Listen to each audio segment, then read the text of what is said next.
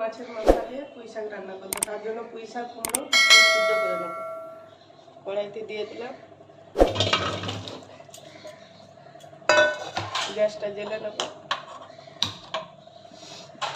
পুঁই শাকে নুন আর হলুদ দিয়ে সিদ্ধ করব। নুন হলুদ দিয়ে সিদ্ধ বসাবো।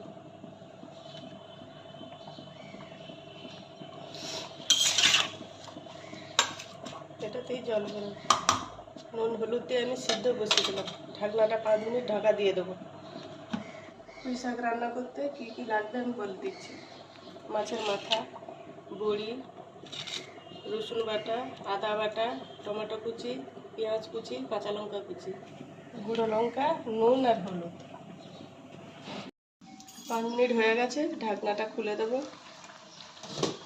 কুমড়ো পুঁই শাক সিদ্ধ হয়ে গেছে, ঢেলে নেব। শুধু ঢেলে দিলাম।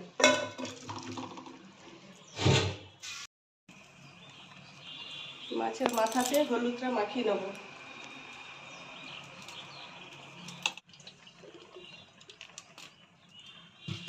দিয়ে দেবো, মাছের মাথাগুলো দিয়ে দেবো।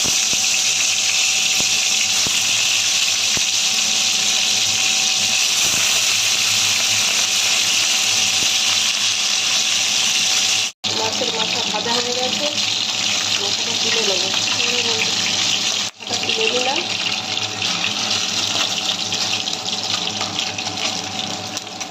লাল লাল করে বড়িটা ভেজে নেব। ভাজা হয়ে গেছে, বড়িটাও তুলে নেব। আমি শুকনো লঙ্কা দিয়ে দেবো।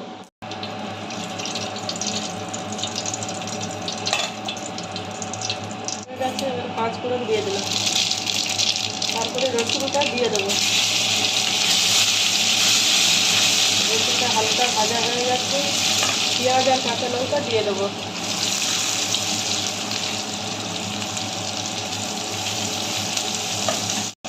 টমেটো কুচি দিয়ে দেবো, আদা বাটা দিয়ে দেবো, লঙ্কা গুঁড়ো দিয়ে দেবো। হলুদ দেওয়া আছে, পরিমাণ মতো অল্প হলুদ দেবো।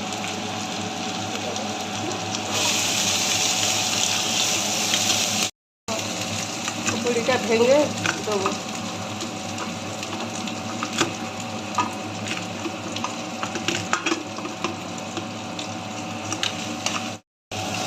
বড়িটা দিয়ে দিলাম।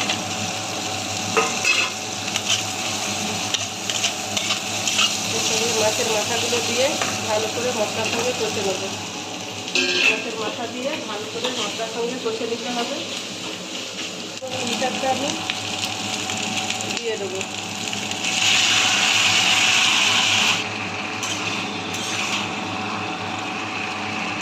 ঢাকনাটা দিয়ে দিলাম। 5 মিনিট ঢাকা দেওয়া থাকবে। 5 মিনিট হয়ে গেছে, আমি ঢাকনাটা খুলে দেবো।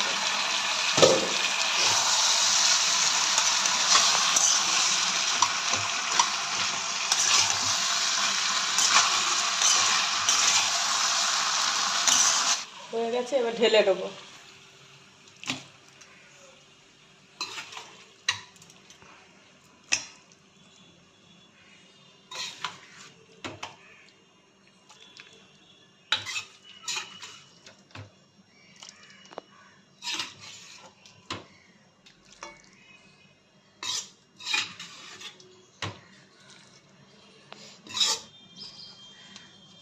ঘন্টার উপরে আমি ভাজা জিরে গুঁড়ো দিয়ে দেবো।